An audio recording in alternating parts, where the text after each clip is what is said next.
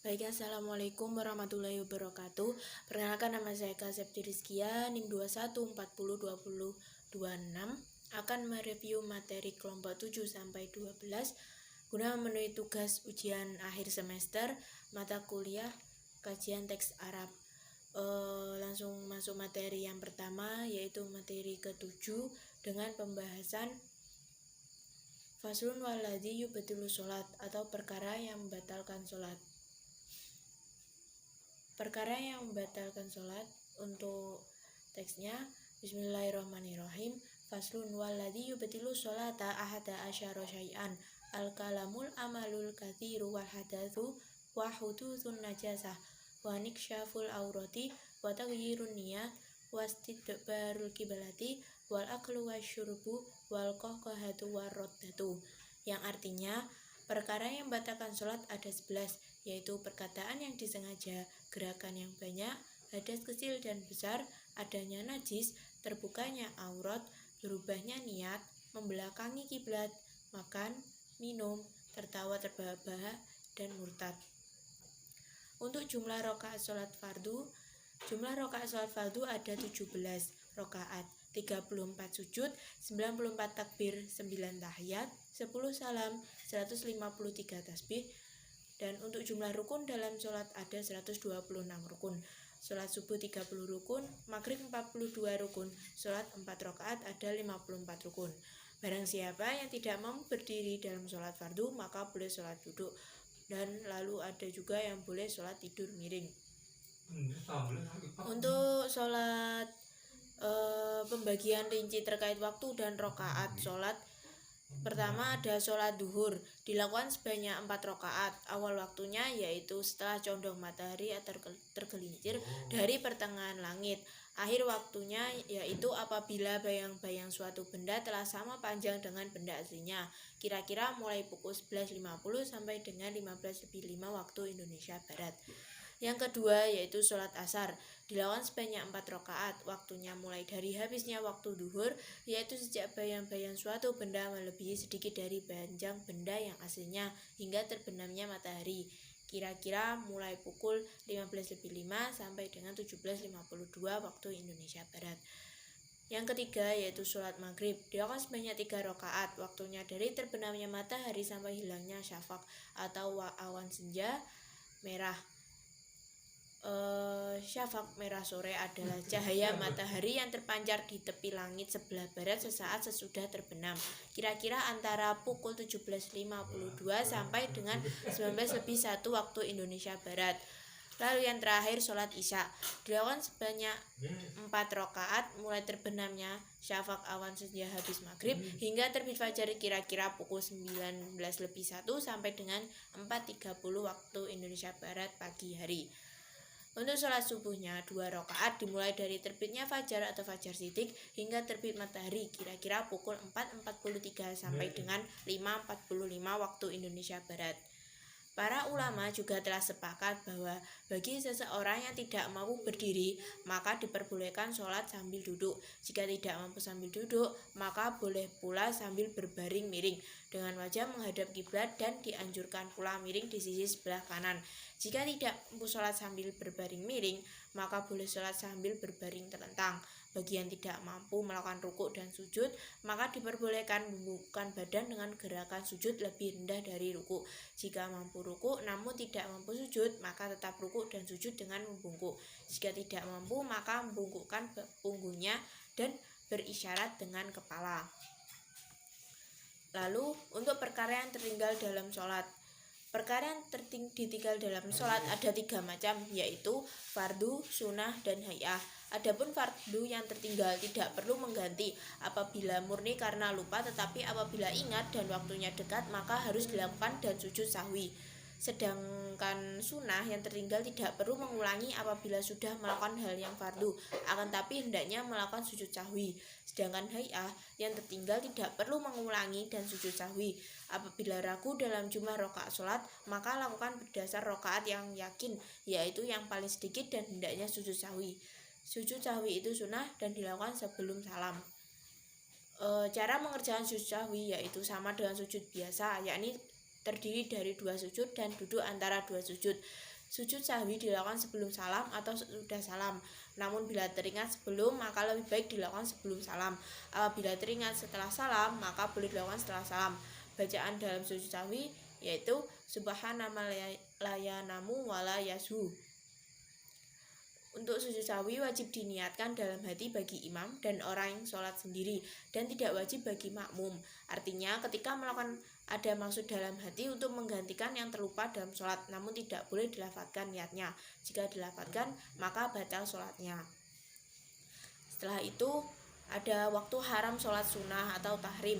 Ada 5 waktu yang tidak boleh melakukan sholat yang memiliki sebab, yaitu setelah sholat subuh sampai terbit matahari, saat terbit matahari sampai sempurna dan naik sekitar 1 tombak, saat matahari tepat di tengah sampai condong, setelah sholat asar sampai matahari terbenam, dan saat matahari terbenam sampai sempurna terbenamnya.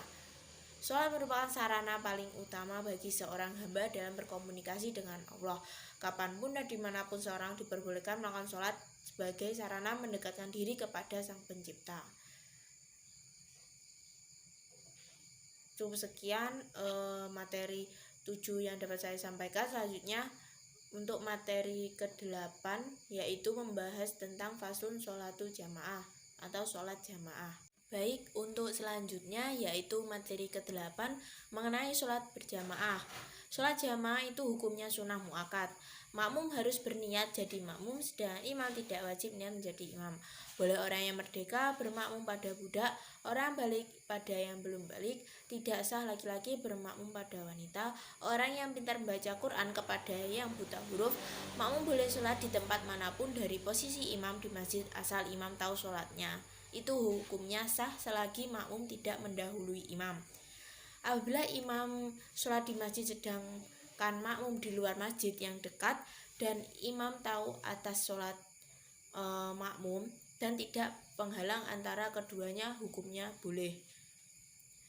Lalu dijabarkan bahwa sholat berjamaah secara umum adalah sholat yang dilakukan oleh 2 orang atau lebih, di mana salah satunya menjadi imam dan yang lain menjadi makmum dengan memenuhi semua ketentuan sholat berjamaah. Sholat yang dilakukan secara dapat mendatangkan pahala lebih dari sholat sendiri. Karena itulah alasan banyaknya orang yang melakukan sholat berjamaah di masjid. Dan dalam melakukan sholat berjamaah, adapun hukum dan tata cara yang berlaku dalam melakukan sholat berjamaah, yaitu untuk hukum sholat berjamaah, tidak semua sholat disyariatkan untuk dilakukan dengan berjamaah. Sebagian sholat ada yang justru lebih utama untuk dikerjakan sendirian. Maka para ulama membagi sholat berjamaah itu menjadi beberapa hukum. Antara lain, ada yang hukumnya wajib dan menjadi syarat sah sholat, ada yang hukumnya sunnah, dan ada yang tidak disunahkan. Ada yang mengatakan bahwa sholat jamaah hukumnya fardu kifayah, dan ada juga yang mengatakan hukumnya sunnah muakkad. Untuk syarat sah sholat berjamaah, pertama ada imam, kedua makmum berniat untuk mengikuti imam, yang ketiga sholat dikerjakan dalam satu majelis, yang keempat sholat makmum sesuai dengan sholatnya imam. Untuk syarat imam, kedudukan imam dalam sholat berjamaah sangat penting. Dia akan menjadi pemimpin seluruh jamaah sholat, sehingga untuk menjadi imam ada syarat tersendiri. Yang pertama, mengetahui syarat dan rukun sholat serta perkara yang membatalkan sholat. Yang kedua, fasih dalam membaca ayat-ayat Al-Quran. Yang ketiga, paling luas wawasan agamanya dibandingkan yang lain. Yang keempat, berakal sehat. Yang kelima, balik. Yang keenam, berdiri pada posisi paling depan. Yang ketujuh dan terakhir, seorang laki-laki. Perempuan juga boleh jadi imam kalau makmumnya perempuan semua dan tidak sedang bermakmum kepada orang lain. Untuk syarat makmum sendiri yaitu yang pertama, makmum berniat mengikuti imam. Yang kedua, mengetahui gerakan sholat imam. Yang ketiga, berada dalam satu tempat dengan imam. Yang keempat, posisinya di belakang imam dan hendaklah sholat makmum sesuai dengan sholat imam. Misalnya imam sholat asar, makmum juga sholat asar.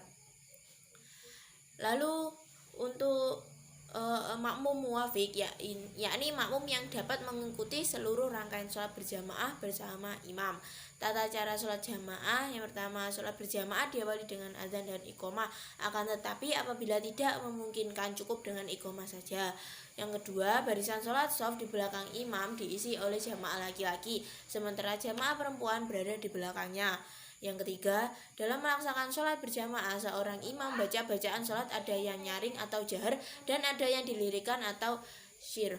Bacaan yang dinyaringkan yakni bacaan takbiratul ikram, takbir intikal, tasmi, dan salam, bacaan al-fatihah dan ayat-ayat Al-Quran pada 2 rakaat pertama, sholat maghrib, isya, dan subuh. Begitu juga dengan sholat Jumat, gerhana, istisqal, idain atau 2 hari raya, tarawih, dan witir. Yang keempat, makmum harus mengikuti gerakan imam dan tidak boleh mendahului gerakan imam. Dan terakhir, setelah salam, imam baca dzikir dan doa bersama-sama dengan makmum atau membacanya sendiri-sendiri. Materi selanjutnya, sholat bagi musafir, jamak, dan qashar. Bolehnya seorang musafir mempersingkat sholat 4 arah dengan 5 syarat, bahwa perjalanannya bukan karena kemaksiatan dan jaraknya 16 liga dan menjadi pelaksana sholat 4 arah dan niatkan istana dengan ihram dan tidak untuk datang ke penduduk. Dibolehkan bagi musafir untuk menggabungkan zuhur dan asar pada waktu yang diinginkan, maghrib dan isya pada waktu yang diinginkan, dan diperbolehkan bagi orang yang hadir di tengah hujan untuk menggabungkannya pada waktu itu. Yang pertama dari mereka. Untuk jenis sholat jamak dan qashar dibedakan menjadi 2 macam, yakni jamak takdim dan jamak takhir. Begitu juga dengan qashar, diantaranya untuk menjamak sholat, jamak takdim menggabungkan 2 sholat dan dikerjakan dalam waktu sholat pertama. Duhur dan asar dikerjakan dalam waktu duhur dan maghrib isya dikerjakan dalam waktu maghrib. Jamak takdim harus dilakukan secara berurutan sebagaimana urutan sholat, tidak boleh terbalik. Lalu untuk jamak takhir menggabungkan 2 sholat dan dikerjakan dalam waktu sholat kedua, yaitu zuhur dan asar dikerjakan dalam waktu asar, maghrib dan isya dikerjakan dalam waktu isya. Jamak takhir boleh dilakukan secara berurutan dan boleh pula tidak secara berurutan sebagaimana yang dilakukan oleh Rasulullah. Menjamak sholat boleh dilakukan oleh siapa saja yang memerlukannya, baik musafir atau bukan, dan tidak boleh dilakukan terus-menerus tanpa udzur. Jadi dilakukan ketika diperlukan saja. Termasuk udzur yang membolehkan seseorang untuk jamak sholatnya adalah musafir ketika masih dalam perjalanan dan belum sampai di tempat tujuan, turun hujan, dan orang sakit. Untuk sholat Jumat itu sendiri, yaitu syarat wajib sholat Jumat adalah 7 hal. Pertama, Islam. Yang kedua, pubertas. Yang ketiga, akal. Yang keempat, kebebasan. Yang kelima, kejantanan. Yang kelima, kesehatan. Dan yang terakhir, tempat tinggal. Dan syarat untuk melakukannya ada 3. Negara itu Mesir atau desa, dan jumlah itu adalah 40 dari orang-orang Jumat. Dan jika masih ada waktu, jika waktunya telah habis atau tidak ada syaratnya, maka hendaknya kamu sholat duhur. Kewajibannya ada 3, 2 khutbah di mana dia berdiri dan duduk di antara keduanya, dan 2 rakaat sholat berjamaah. Ciri-cirinya ada 4, membasuh, membersihkan badan, memakai baju putih, dan mengambil paku dan wangian. Dan dianjurkan mendengarkan pada saat khutbah, dan siapapun yang masuk ketika imam sedang menyampaikan khutbah, ia sholat 2 rakaat ringan lalu duduk. Sholat Jumat juga harus dilakukan dengan pembacaan khutbah terlebih dahulu, baru diikuti oleh sholat Jumat berjamaah. Syarat sholat Jumat, syarat melaksanakan ada 3. Yang pertama, adanya tempat itu berupa kota atau desa. Yang kedua, 40 jamaah Jumat harus terdiri dari ahli Jumat atau yang diwajibkan sholat Jumat. Yang ketiga, waktunya cukup untuk melaksanakan sholat. Apabila waktunya habis atau syarat tidak terpenuhi, maka digantikan oleh sholat duhur. Untuk rukun sholat Jumat ada 3. Yang pertama, adanya 2 khutbah yang dilakukan dengan berdiri. Yang kedua, duduk di antara 2 khutbah. Yang ketiga, sholat 2 rakaat secara berjamaah. Untuk perilaku yang disunahkan dalam sholat Jumat ada 4. Yang pertama, mandi keramas dan bersihkan badan, mengenakan pakaian putih, memotong kuku, memakai wewangian, dan disunahkan diam di waktu khutbah. Apabila orang masuk masjid secara imam sedang khutbah, hendaknya dia sholat rakaat yang ringan kemudian duduk. Untuk tata cara sholat Jumat, yang pertama, niat, takbiratul ikram, diikuti doa iftitah, baca surah al-fatihah, membaca surat dari Al-Quran, disunahkan al-a'la, ruku', i'tidal, sujud, duduk di antara 2 sujud, sujud kedua lalu berdiri lagi, membaca surat Al-Fatihah, membaca surat Al-Quran, disunahkan Al-Ghoshiyah, ruku, i'tidal, sujud, duduk di antara dua sujud, sujud kedua, tahiyat akhir, lalu salam. Seperti itu materi 8 yang dapat saya sampaikan. Selanjutnya materi ke-9 yang membahas tentang Faslun Sholatul Idain atau bab sholat hari raya. Baik, untuk selanjutnya materi ke-9 yaitu sholat 2 hari raya Idul Fitri dan Idul Adha. Faslun wa sholatul idaini sunnatu mu'akkadatun wa hiya raq'atani yukabiru fi uli sab'an siwa takbiratil ihram wa fi tsaniyati khamsan siwa takbiratil qiyam wa yahdhubu ba'dahuma khutbataini yakibiru fil uli tis'an wa fi tsaniyati sab'an wa yukabiru min ghurubi syamsi min lailatil idi ila ayyadkhulal imamu fis shalah wa fil adha khalfa sholati mifrudoti min subahi yaumi arafita ilal ashri min akhiri ayamit tasyrik. Artinya, sholat 2 hari raya Idul Fitri dan Idul Adha hukumnya sunnah muakkad. Sholat id terdiri dari 2 rakaat dengan takbir 7 kali selain takbiratul ikram pada rakaat pertama dan takbir 5 kali pada rakaat kedua selain takbir untuk berdiri. Setelah selesai sholat wajib adanya khutbah 2. Khutbah pertama takbir 9 kali dan khutbah kedua takbir 7 kali. Sunnah membaca takbir sejak terbenamnya matahari pada malam hari raya sampai imam masuk ke masjid untuk sholat. Sedang dalam Idul Adha hendaknya membaca takbir setelah sholat fardu sejak paginya hari Arafah sampai asarnya hari tasyrik. Untuk sholat gerhana matahari atau kusuf syamsi dan gerhana bulan kusuf qamari. Sholat gerhana itu sunnah muakkad. Apabila tidak melaksanakan tidak perlu mengqadha. Hendaknya sholat gerhana matahari dan gerhana bulan 2 rakaat. Dalam setiap rakaat berdiri 2 kali dan membaca bacaan Quran yang panjang dan membaca 2 ruku dengan membaca tasbih yang panjang tanpa sujud. Setelah sholat membaca 2 khutbah, bacaan bersifat pelan atau sirri untuk gerhana matahari dan keras atau jahar untuk gerhana bulan. Sifat dan jumlah rakaat sholat gerhana antara lain tidak ada azan dan iqomah. Para ulama telah sepakat untuk tidak mengumandangkan azan dan iqomah bagi sholat kusuf dan yang disunahkan menyerukan untuknya as-sholatu jami'ah. Yang kedua, jumlah rakaat sholat. Sholat gerhana itu dikerjakan 2 rakaat dengan 2 ruku pada setiap rakaat. Yang menjadi dalil hal tersebut adalah hadis Aisyah radhiyallahu an yang telah kami sampaikan sebelumnya dan juga hadis yang diriwayatkan dari Abdullah bin Abbas radhiyallahu an. Yang ketiga, menjahar bacaan dalam sholat. Bacaan dalam sholat dibaca dengan jahar atau suara keras, sebagaimana yang dikerjakan oleh Nabi Shallallahu Alaihi Wasallam. Yang keempat, dikerjakan berjamaah di masjid. Yang sunnah dikerjakan pada sholat adalah mengerjakannya di masjid. Hal tersebut didasarkan pada beberapa hal sebagai berikut. Yang pertama, disyariatkannya seruan di dalam sholat kusuf, yaitu dengan as-sholatu jami'ah. Yang kedua, apa yang disebutkan bahwa sebagian sahabat mengerjakan sholat kusuf ini dengan berjamaah di masjid. Yang ketiga, isyarat yang diberikan oleh kedua riwayat di atas dari hadis Aisyah dan Ibnu Abbas radhiyallahu an. Yang kelima, jika seseorang tertinggal 1 dari 2 rukuk dalam rakaat. Soal ini terdiri dari 2 rakaat, masing-masing rakaat terdiri dari 2 rukuk dan 2 sujud. Dengan demikian, secara keseluruhan, sholat kusuf ini terdiri dari 4 rukuk dan 4 sujud di dalam 2 rakaat. Untuk tata cara sholatnya seperti biasa. Jadi intinya sholat kusuf maupun kusuf atau gerhana bulan itu sama dengan sholat sunnah yang lain, tapi rukuknya 2 kali. Lalu ada sholat minta hujan atau istisqa. Sholat meminta hujan atau istisqa hukumnya sunnah.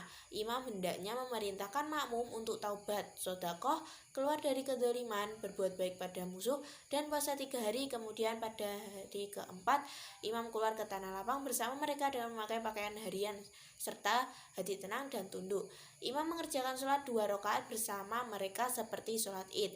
Setelah sholat dilanjutkan dengan berkhutbah, membalikkan selendangnya, serta memperbanyak doa dan istighfar. Hendaknya imam berdoa dengan doa Rasulullah SAW.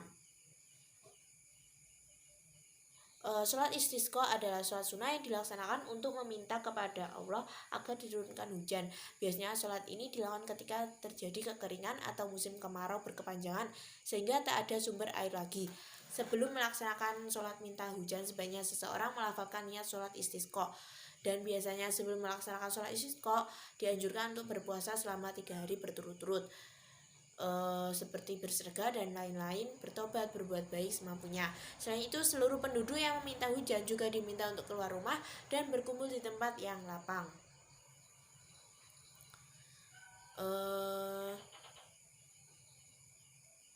Seperti itu materi kelompok 9 yang dapat saya sampaikan. Selanjutnya yaitu materi ke-10 yang membahas tentang fasun sholat khauf, sholat dalam kondisi genting atau ketakutan. Materi selanjutnya yaitu mengenai sholat khauf. Sholat khauf ada 3 macam. Pertama, adanya musuh bukan di arah kiblat. Dalam hal ini imam memisah makmum ke dalam 2 kelompok. Kelompok pertama berdiri menghadap musuh dengan kelompok kedua di belakangnya. Imam sholat dengan kelompok kedua 1 rakaat, kemudian kelompok kedua menyempurnakan sholatnya sendiri dan terus menghadap musuh. Kelompok pertama datang dan imam sholat 1 rakaat dengan kelompok pertama yang menyempurnakan sholatnya dan imam mengucap salam dengan kelompok pertama. Kedua, musuh berada di arah kiblat. Imam membariskan makmum dalam 2 barisan dan melakukan takbiratul ikram dengan semuanya. Apabila imam sujud, maka ia sujud dengan salah satu syaf atau barisan jamaah, sedang barisan yang lain berdiri menjaga. Apabila imam bangun, maka syaf kedua sujud dan ikut mensyuh berdiri bersama imam dan barisan lainnya. Ketiga, situasi dalam keadaan sangat menakutkan dan perang sedang berkecamuk, maka siapapun hendaknya sholat sebisanya, baik dalam keadaan sambil jalan kaki atau naik kendaraan, menghadap kiblat atau tidak menghadap kiblat. Keterangannya, sembahyang kala waktu sudah tiba mesti dikerjakan walaupun dengan keadaan apapun di dalam perang dan berkecamuknya perang, namun sembahyang tidak dapat ditinggalkan. Lakukan sebagai penjelasan yang sudah dijelaskan di sebelumnya. Untuk hukum cincin emas dan kain sutra, kaum laki-laki dilarang berpakaian sutra dan bercincin emas, dan semua itu halal bagi kaum wanita. Sedikit atau banyaknya emas dalam hal diharamkannya bagi pria adalah sama. Jika sebagian pakaian terbuat dari sutra dan sebagian lagi dari kapas atau katun, maka kaum lelaki boleh memakainya selama bahan sutranya tidak mendominasi atau lebih banyak dari kapas. Lalu ada ritual pengurusan jenazah. Ada 4 hal yang harus dilakukan terhadap mayit: memandikan, mengkafani, menyolatkan, dan menguburkan. Ada 2 jenazah yang tidak boleh dimandikan atau disolati: orang yang mati syahid di medan perang melawan kaum musyrikin, dan bayi yang gugur atau lahir dalam keadaan meninggal dan tidak sempat menjerit sama sekali. Jenazah sebaiknya dimandikan dengan siraman yang jumlahnya ganjil, dan pada siraman pertama airnya disunahkan dicampur dengan daun bidara, sedangkan pada siraman terakhir dicampur dengan kapur baru sedikit. Jenazah hendaknya dikafani dengan 3 lapis kain putih yang di dalamnya tidak ada pakaian atau surban. Untuk sholat jenazah itu sendiri, jenazah disolati dengan takbir sebanyak 4 kali, membaca surat Al-Fatihah setelah takbir pertama, membaca sholawat untuk Nabi setelah takbir kedua, berdoa untuk mayit setelah takbir ketiga dengan mengucapkan doanya, kita skip. Lalu kemudian setelah takbir keempat dia berdoa lagi. Setelah itu materi menguburkan mayat, jenazah kemudian dikuburkan di liang lahat dengan menghadap kiblat dan dimaksudkan ke dalam kubur dari arah kepalanya dengan lurus atau perlahan. Kemudian orang yang meletakkannya di liang kubur mengucapkan dengan menyebut nama Allah dan dengan tetap mengikuti agama Rasulullah SAW. Untuk hukum menangisi mayit itu sendiri, yaitu tidak mengapa menangisi mayit namun tanpa meratap dan merobek saku baju. Sunnah hukumnya menghibur atau pentakziah keluarga yang ditinggalkan hingga 3 hari sejak hari penguburannya. 2 jenazah tidak boleh dikuburkan dalam satu liang kubur kecuali dalam keadaan darurat. Cukup itu untuk materi ke-10. Selanjutnya materi ke-11 yaitu mengenai kitab zakat atau bab zakat. Baik, untuk materi yang ke-11 yaitu jenis-jenis harta yang wajib dizakati. Zakat itu wajib dalam 5 perkara, yaitu binatang, harga, tanaman, buah, atau harta dagangan. Adapun binatang wajib dizakati dalam 3 jenis, antara lain unta, sapi, dan kambing. Syarat wajibnya ada 6 perkara, yaitu Islam, merdeka, memiliki yang sempurna, mencapai nisab atau jumlah minimum, haul atau setahun. Dan adapun zakat barang berharga ada 2 perkara, yaitu emas dan perak. Adapun wajib zakatnya emas dan perak ada 5, yaitu Islam, merdeka, kepemilikan sempurna, nisab, dan haul. Untuk binatang ternak zakat, penghasilan yang harus dibayarkan adalah hasil ternak. Hewan ternak yang terkena wajib zakat adalah dengan hewan yang memberikan manfaat bagi manusia. Digembalakan, mencari makan sendiri melalui gembala, telah dimiliki 1 tahun dan mencapai nisab. Masing-masing hewan ternak berbeda-beda. Sebagai contoh, sapi. Jika jumlahnya mencapai 30 ekor, maka zakatnya berupa seekor anak sapi 1 tahun. Zakat barang berharga diwajibkan kepada muslim dan muslimat yang mempunyai harta tertentu seperti pedagang, pemilik rumah sewa, uang atau deposito, emas, perak yang telah cukup nisabnya secara setara atau minimal 85 gram emas dan haulnya telah mencapai 1 tahun, maka kadar zakatnya 2,5% dari harta kekayaannya. Zakat pertanian nisab, hasil pertaniannya ada 5 was atau setara dengan 1350 kilo gabah atau 750 kilo beras. Haulnya tiap panen. Apabila hasil pertanian termasuk makanan pokok seperti beras, jagung, gandum, kurma, dan lain-lain, maka nisabnya adalah 750 kilo dari hasil pertanian tersebut.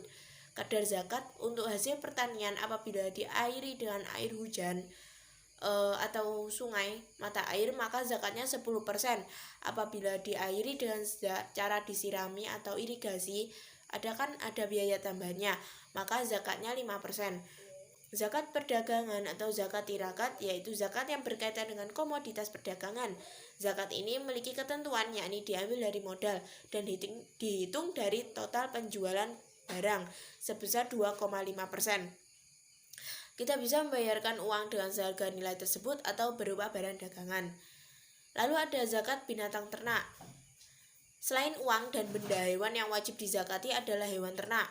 Ada 3 jenis hewan ternak yang wajib untuk dizakati, yaitu unta, sapi, dan kambing. Hewan tersebut bisa dizakati apabila telah mencapai nisabnya. Untuk nisab kambing dimulai dari 40 ekor. Zakatnya adalah seekor jazaah daan atau saniyah mais untuk 121 ekor. Zakat yang wajib dikeluarkan adalah 2 ekor kambing. Untuk 201 ekor, zakat yang wajib dikeluarkan adalah 3 ekor kambing. Untuk 400 ekor, zakat yang wajib dikeluarkan adalah 4 kambing. Selanjutnya, untuk setiap 100 ekor kambing, zakat yang wajib dikeluarkan adalah seekor kambing.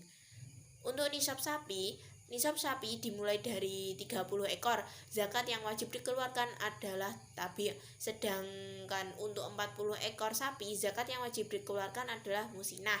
Untuk selanjutnya kiaskanlah atau berlaku kelipatannya. Untuk nisab unta, permulaan nisab unta adalah 5 ekor dan di dalamnya wajib mengeluarkan 1 ekor kambing. Maksudnya kambing jazatut dain yang telah berusia 1 tahun dan menginjak usia 2 tahun, atau kambing saniyatu ma'zin yang telah berusia 2 tahun dan menginjak usia 3 tahun.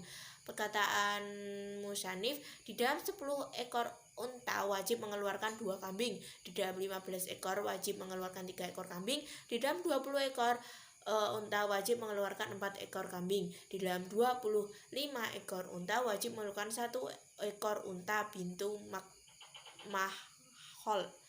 Di dalam 36 ekor unta wajib mengeluarkan 1 ekor bintu labun. Di dalam 46 ekor unta wajib mengeluarkan 1 ekor unta hikoh. Di dalam 61 ekor unta wajib mengeluarkan 1 ekor unta jazah. Di dalam 76 ekor unta wajib mengeluarkan 2 ekor unta bintu labun. Di dalam 91 ekor unta wajib mengeluarkan 2 ekor unta hikoh. Dan di dalam 121 ekor unta wajib mengeluarkan 3 ekor unta bintu labun. Dan sampai akhir itu sudah jelas dan tidak butuh untuk dijelaskan lagi. Lalu syarat wajib zakat binatang ternak. Dua orang yang berserikat atau mencampurkan kedua binatang ternaknya menjadi satu mengeluarkan zakat satu orang dengan 7 syarat. Jika kandangnya jadi satu, tempat pelepasan sama atau jadi satu, tempat pengembalaan sama, pejantannya sama, tempat minumnya sama, pemerah susunya sama, dan tempat atau wadah susunya juga sama. Di samping itu, hewan ternak wajib dikeluarkan zakatnya dengan syarat. Pertama, hewan ternak tersebut digembalakan di padang rumput, tidak butuh pembiayaan yang banyak, air susunya deras, keturunan banyak, dan tidak dipekerjakan. Yang kedua, hewan ternak tersebut telah mencapai haul 1 tahun dan telah menyelesaikan peranakannya. Yang ketiga, ternak yang dimiliki itu harus terdiri atas unta, sapi, domba, atau kambing. Yang keempat, digembalakan di rumput lepas. Yang kelima, cukup haulnya atau telah lewat 1 tahun sejak dimulai usahanya itu. Yang keenam, dimiliki secara sempurna. Seperti itu materi 11 yang dapat saya sampaikan. Selanjutnya yaitu masuk materi ke-12 atau materi terakhir mengenai fasul wa nisobu zahab atau nisabnya zakat emas. Baik, untuk materi ke-12 atau materi terakhir yaitu mengenai zakat emas dan perak. Faslun wa nisabu dzahabi ishruna mithqalan wa fihi ruba'ul usyuri wa huwa nisfu mithqalin wa fi ma zada bi hisabih wa nisabul wariqi mi'ata dirhamin wa fihi ruba'ul usyuri wa huwa khamsatu darahima wa fi ma zada bi hisabihi wa la tajibu fi huliyil mibahi zakah. Untuk artinya, nisab emas adalah 20 miskal atau 96 gram.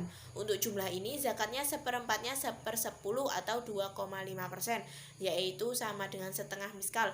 Untuk selebihnya dizakati menurut perhitungan. Nisab perak adalah 200 dirham atau 200 talen atau 672 gram. Untuk jumlah ini, zakatnya seperempatnya 2,5%, yaitu sama dengan 5 dirham. Untuk selebihnya menurut perhitungan. Untuk perhiasan emas perak yang mubah atau diperbolehkan tidaklah wajib dizakati. Penjelasannya, zakat emas dan perak merupakan zakat yang wajib dikeluarkan oleh seorang muslim yang mempunyai emas dan perak apabila telah mencapai nisab dan haul. Nisab dan cara menghitung zakat emas dan perak. Emas wajib dikenakan zakat jika emas yang tersimpan telah mencapai atau melebihi nisabnya, yakni 96 gram, mengikuti harga buyback emas pada hari di mana zakat akan ditunaikan. Kadar zakat emas adalah 2,5%. Sementara itu, zakat perak wajib ditunaikan jika perak yang dimiliki telah mencapai atau melebihi nisab sebesar 672 gram. Kadar zakatnya ialah 2,5% dari perak yang dimiliki. Untuk zakat pertanian, zakat hasil pertanian merupakan salah satu jenis zakat mal. Objeknya meliputi hasil tumbuh-tumbuhan atau tanaman yang bernilai ekonomis seperti biji-bijian, umbi-umbian, sayur mayur, buah-buahan, dan lain-lain. Untuk ketentuan nisab, pertama, mencapai nisab sebesar 5 ausuk sama dengan 720 kilo beras padi tanpa kulit atau 1.200 kilo atau 12 kuintal padi jika yang dihasilkan adalah makanan pokok. Yang kedua, jika selain makanan pokok, maka nisabnya disamakan dengan makanan pokok paling umum di daerah. Yang ketiga, kadar zakat apabila diairi dengan air hujan sungai atau mata air maka 10%. Yang keempat, kadar zakat jika diairi dengan cara disiram atau menggunakan irigasi maka zakatnya 5%. Setelah itu ada zakat perdagangan. Zakat perdagangan atau perniagaan adalah zakat yang wajib dikeluarkan oleh pelaku usaha yang mengambil keuntungan dari suatu barang. Ketentuan nisabnya telah mencapai haul atau 1 tahun, mencapai nisab 85 gram emas, beras zakat 2,5%, dapat dibayar dengan barang atau uang. Yang terakhir, berlaku untuk perdagangan secara individual atau badan usaha, misalnya CV, PT, atau koperasi. Untuk zakat fitrah adalah zakat yang diwajibkan atas setiap jiwa baik lelaki dan perempuan muslim yang dilakukan pada bulan Ramadan hingga menjelang sholat Idul Fitri, serta sesuai dengan syarat yang telah ditetapkan. Wajibnya zakat fitrah karena 3 hal, yaitu Islam. Zakat fitrah hanya wajib bagi orang yang beragama Islam. Jika seseorang tidak beragama Islam, maka ia tidak wajib membayar zakat fitrah. Yang kedua, terbenamnya matahari pada hari terakhir bulan Ramadan. Maksudnya ketika menemui bulan Ramadan dan menemui sebagian awalnya bulan Syawal, atau menemui terbenamnya matahari di hari terakhir bulan Ramadan. Dengan demikian, orang yang meninggal setelah maghribnya malam 1 Syawal wajib dizakati, sedangkan bayi yang lahir setelah maghribnya malam 1 Syawal tidak wajib dizakati. Hanya saja kata tidak wajib bukan berarti tidak boleh. Lalu yang ketiga, adanya kelebihan dari makanan keluarganya untuk hari itu. Orang yang wajib membayar zakat fitrah adalah mereka yang memiliki makanan yang lebih untuk dirinya dan orang lain di bawah tanggungannya pada hari Idul Fitri dan malamnya. Selanjutnya, untuk golongan penerima zakat. Zakat haruslah diberikan kepada 8 golongan yang telah disebutkan oleh Allah di dalam firman-Nya. Sesungguhnya zakat-zakat itu hanyalah diberikan kepada orang-orang fakir, orang-orang miskin, para pekerja urusan zakat atau amil zakat, orang-orang yang dijinakan hatinya atau karena baru memeluk agama Islam, hamba sahaya yang sedang berikhtiar menebus dirinya untuk menjadi orang merdeka, orang-orang yang punya hutang karena kepentingan agama, orang yang berperang untuk agama Allah tanpa gaji dari pemerintah, dan musafir yang kehabisan bekal dalam perjalanan. Dan kepada siapa saja bisa didapat dari mereka ini zakat harus diberikan bila ternyata tak bisa didapat kesemuanya, dan sedikitnya tidak boleh kurang dari 3 orang dari tiap golongan di atas kecuali amil. 5 orang yang zakat tak boleh diberikan kepada mereka. Yang pertama, orang yang kaya uang atau pencarian, hamba sahaya, Bani Hashim, Bani Muthalib, dan orang kafir.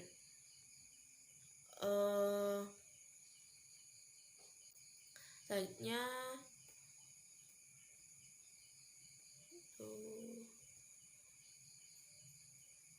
cukup sekian presentasi dari saya review materi kelompok 7 sampai 12. Bila ada salah kata saya mohon maaf yang sebesar-besarnya. Bila taufik wal hidayah wal inayah. Wassalamualaikum warahmatullahi wabarakatuh.